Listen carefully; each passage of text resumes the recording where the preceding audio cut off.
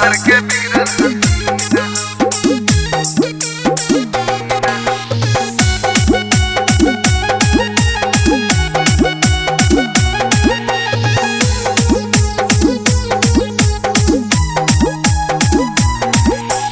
निखरल निखरल तोहर जवानी का बोला तोहर जवानी निखरल निखरल तोहर जवानी बाली उमर कम सीन हऊ गाँव के गोरी न लागेलू छोरी शहर के बिगड़ल हसीन हऊ गाँव के गोरी न लागेलू छोरी शहर के बिगड़ल हसीन हऊ ढेर जन कर तू हमर बड़ाई ए बाबू खूबे होए राजा तोहर कुटाई आशिक मिजाज रंगीन हऊ गाँव के गोरी न लागेलू छोरी शहर के बिगड़ल हसीन हऊ गाँव के गोरी न लागेलू छोरी शहर के बिगड़ल हसीन हऊ बेसी मत बोला शहर के बिगड़ल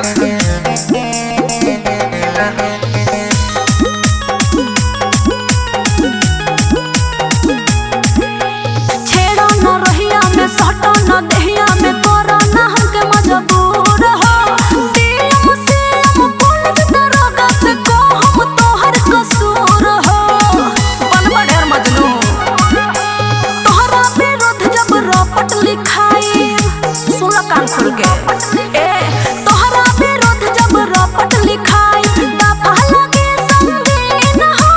गाँव के गोरी न लागेलू छोरी शहर के बिगड़ल हसीन ना मनबा गाँव के गोरी न लागेलू छोरी शहर के बिगड़ल हसीन हऊ जाना होने हटा शहर के बिगड़ल